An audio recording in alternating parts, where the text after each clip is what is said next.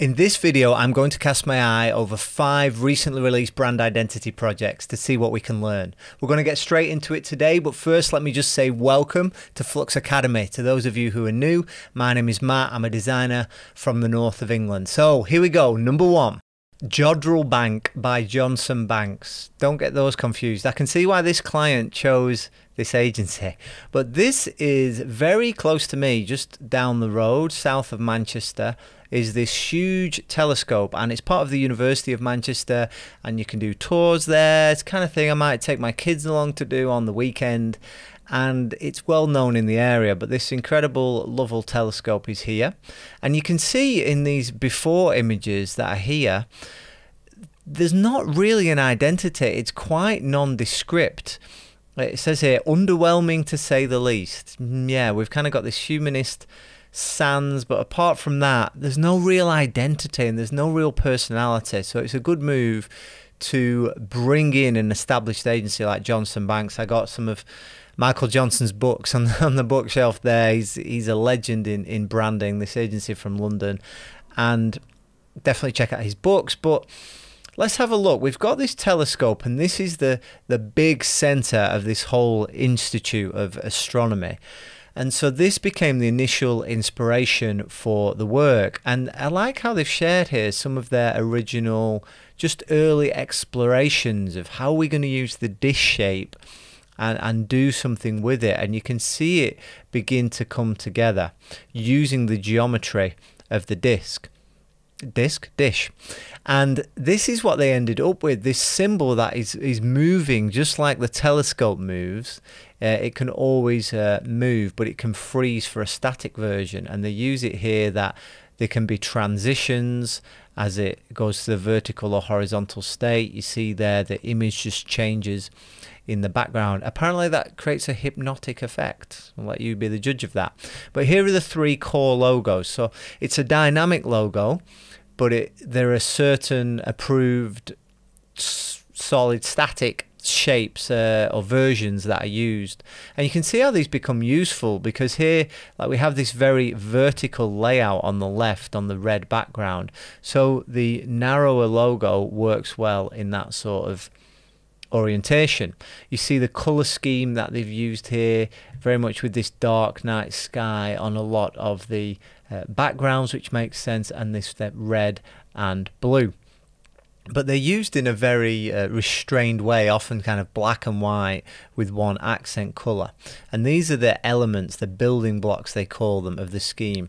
The photography style, these collage compositions, the rings that are used as overlays, graphical devices, and portals, these masking using this dish shape in these different orientations.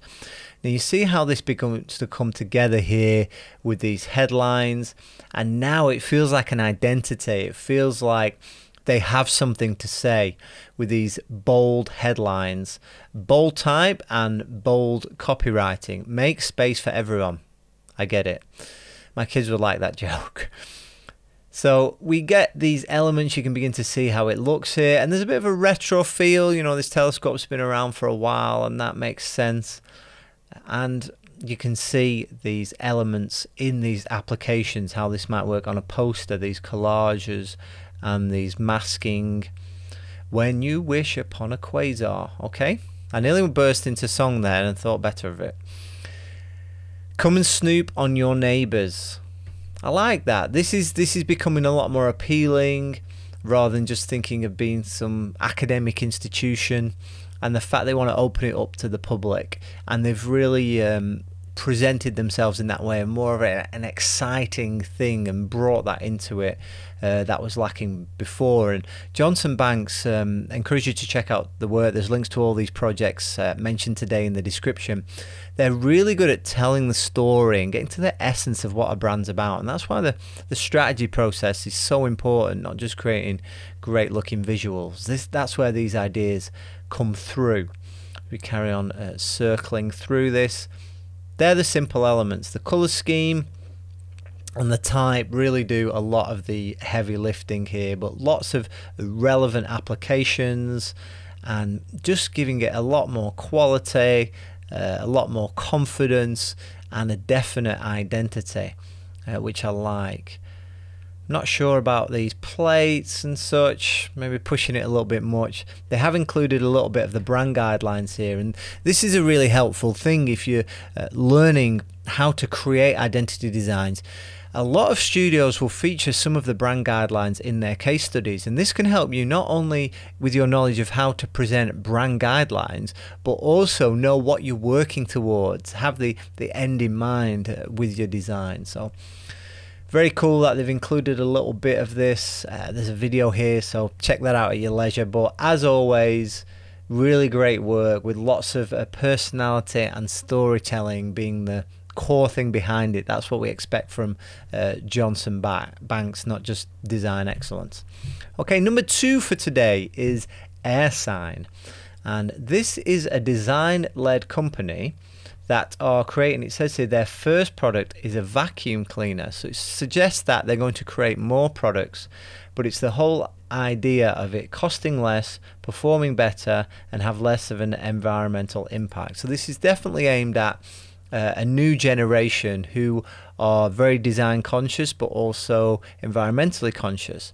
So that is where they're going, and we can see the word mark at the top here. You've probably been admiring that has been created for this, and it gives the impression of something very solid, heavy, because of the squarish features. It feels like it has some real weight to it, and the thickness of these strokes. So the idea of industrial design and something very confident, it brings through. It's quite a generic name, Airsign. I wonder how that's going to work for them, but sometimes by putting two generic words together, it's enough to give your brand its own presence. And the art direction here is a really key thing. We see this woman in a dressing gown, and we're going to see more of that, but we see how it all comes together on something like the website as they scroll through here. Very much design-led, heroing this product. Not like a lot of consumer goods websites where you're just overwhelmed by so many products. Now, obviously, they have the benefit of only having one product at the moment, but they're really trying to tell the story of it and put it in a very lifestyle context for, you know, a certain market. I can see with some of these Herman Miller and Aesop books on the shelf, and they're talking about Japanese minimalism, and I think they're trying to sell me a vacuum cleaner. I feel like they've got my avatar in this target market. But here we've got this Air. What would this be? An alternative logo, a monogram? I'm not sure if that appears again statically. We'll try and find it. I'm not sure how these things work together. Let's see.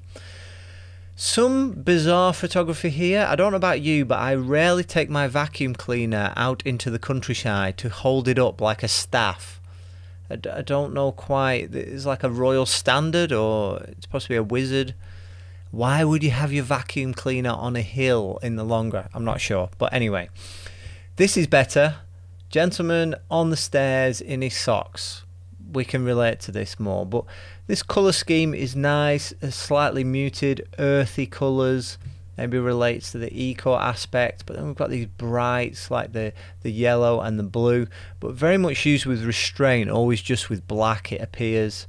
And we've got black and white, one colour, and this works well as something like an outdoor advert, just having this colour to give it some interest. Tools for better living. Here are the manuals. These I like this macro photography, very sculptural, and this just makes the whole feel more design-led. It's very editorial, doesn't feel like a manual, doesn't feel like product photography, feels like a lifestyle magazine, and so that's definitely the overall impression they're trying to convey, and it's successful in that. We have this narrow, heavyweight condensed sans serif for the headlines, and then a monospace font for the body copy, which kind of makes it feel a little bit like a tech company, but again the layouts are very editorial.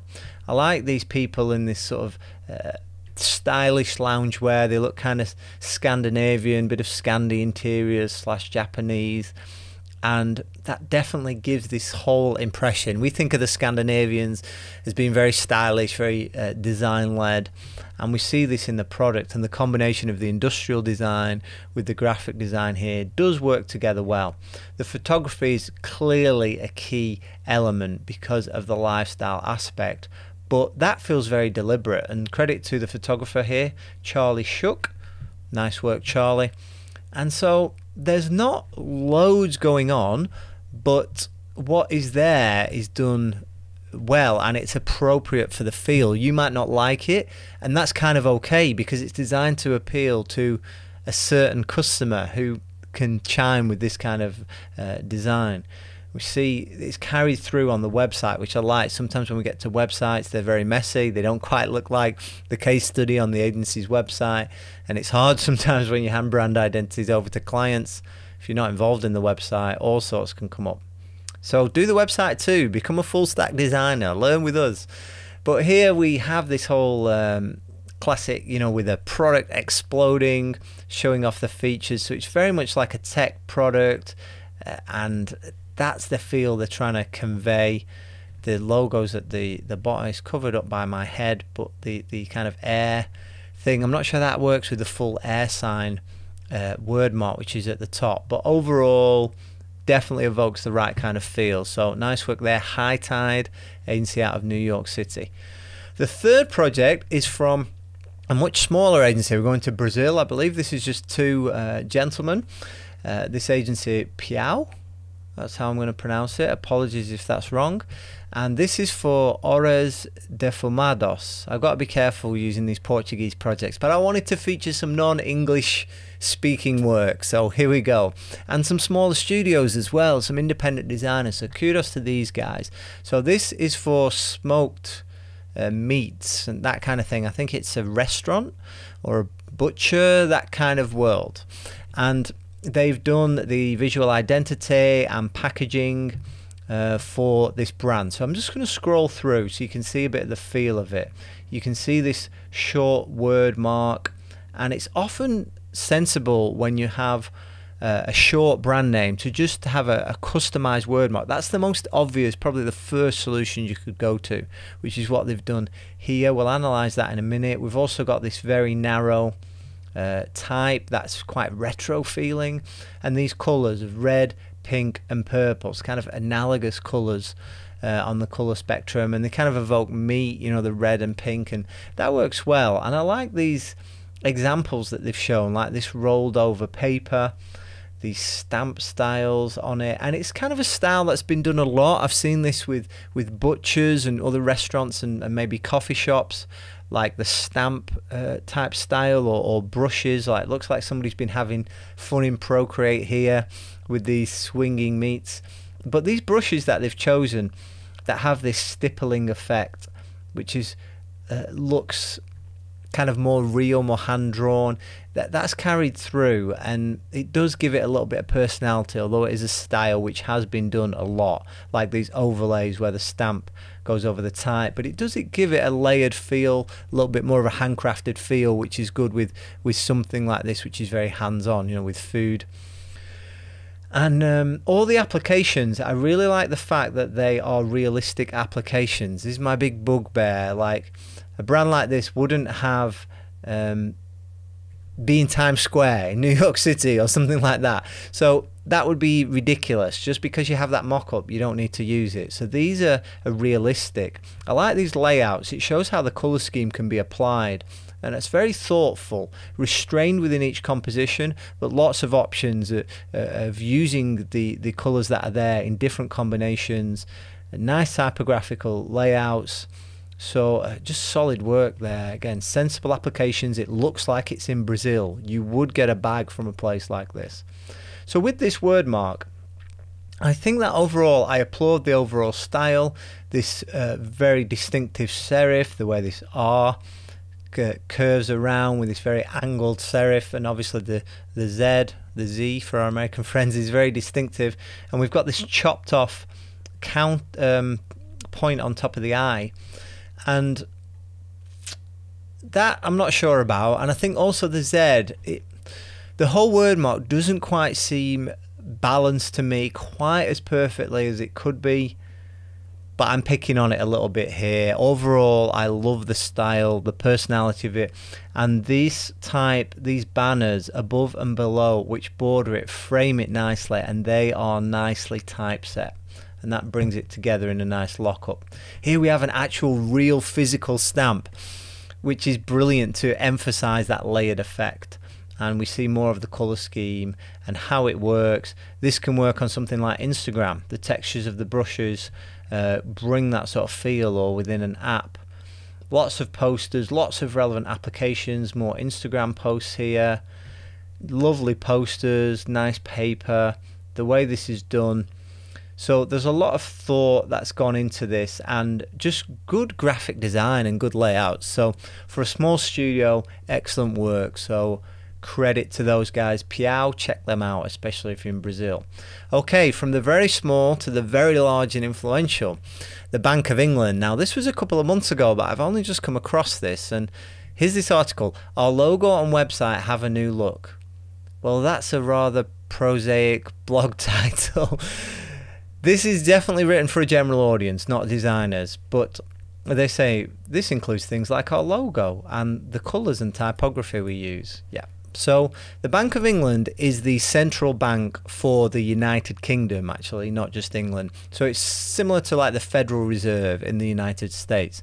And they've made a little brand video, which we won't show the whole thing, but it kind of shows how this thing has evolved, and it's this symbol Britannia has changed. So this seated lady, she is a representative of the British Isles, and you see the bank's been around since the 17th century. I think it was the 1600s when it was formed, and you can see the sketches here. This is the new Britannia that they've drawn, and this typeface, which is a customized version of Gilroy. I think it was Monotype that actually worked on this, so they got a big name to work on it.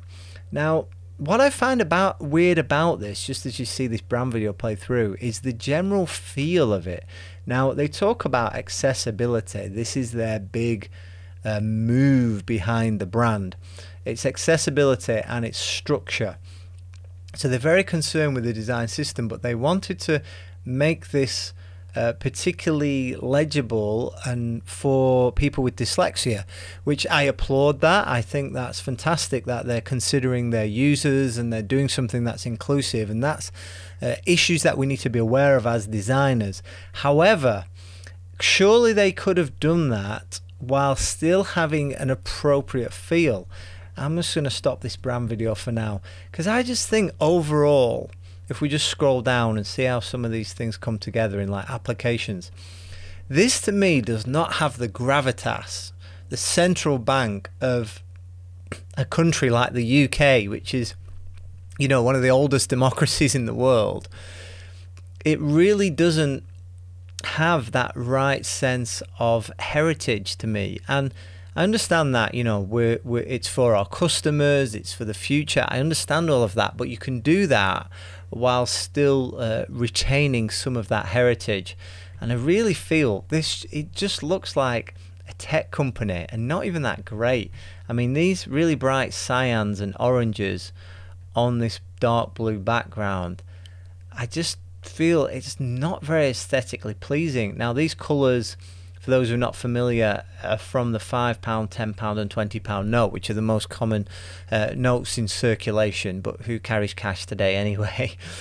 And so it's good to take, you know, visual cues from things, and it sparks your creativity, but how this thing actually looks, I just think, even if we just go to the homepage, this to me just does not have the right gravitas. I want to use that word again. The symbolum, am I combining symbol and emblem there? I've just made up a word.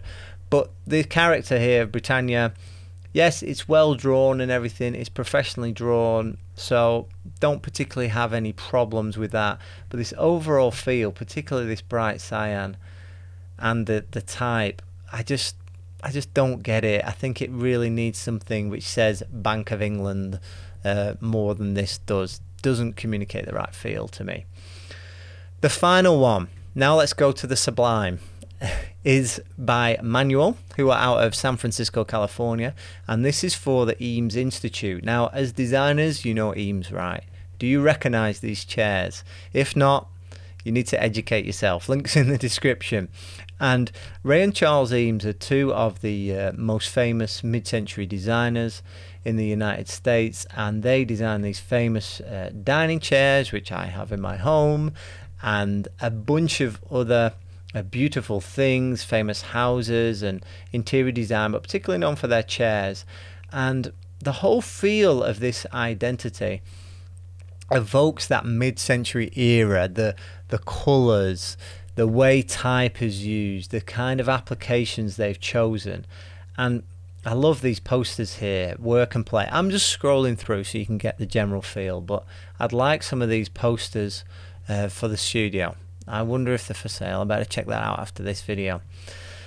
Develop a curiosity. Look at things as though for the first time. These guys know about design. This is good advice. And the whole feel of it, it's just retro, it's mid-century, but in a very clean way that works. And you can see these elements all work together here. Colour schemes, the way they've done the layout, the typefaces that they've chosen. And even this E, it looks like something that was designed. We'll see it again through some of these stationary applications. It looks like something that was designed in the 1950s or 1960s instead of today. And then so it just sits so well next to the furniture and all the designs that were created by Ray and Charles in that era. Let's keep scrolling through. You can see how this comes together and things like their website, packaging, these kits, these patterns, all kind of evoking the era. And they've chosen very deliberate applications, so it's not just the elements of the identity, but the specific applications have been designed to really feel special, as designer furniture should, and feel like it belongs in the same world as their designs. So I really can appreciate that. We really get the sense of the era and the life of it. This is mid-century modern at its finest. You've got to have a tote bag. Have we ever seen a case study without a tote bag? I'm not sure. They pretty much seem to be there every time.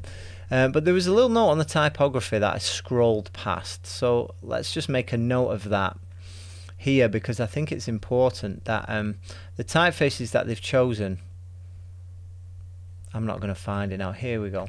So Topo Bold, which references News Gothic, and then Century Schoolbook. And I love the fact, let's just go over to the actual website for the Eames Institute so you can see this for yourself. This is Topol, the sans serif narrow one that looks kind of like News Gothic, and there's a sense of newspapers. There's a sense again here of editorial and those sort of layouts that you would expect from those mid-century masters. But they can use here, they can use Century. What a great choice to just use something so classic, and it just gives it that real timeless feel, whilst also rooting it in that era. So they can use Century for the headline here with graphic as the body copy, the sans serif, but then they can also use Topol for a headline and then graphic for the body copy. And these three all work together. It goes from the heaviest weight, medium weight, a bit lighter for the body copy, but however they are paired, they work well. So they're very deliberate choices. They just have enough distinction between widths and weights, and work really well together. And I like how this website is followed through.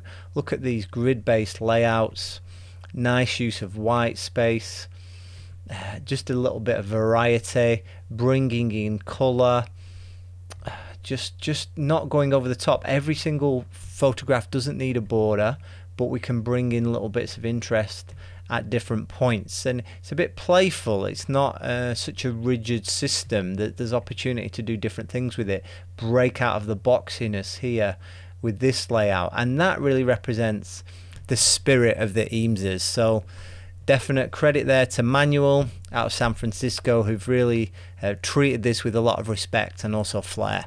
If you're looking to up your branding game all the way from strategy to identity design, then check out our brand design mastery course. There's a link to that in the description, and let us know in the comments, what did you think of these 5 projects? Thanks again to all the studios featured, and until next time, happy designing.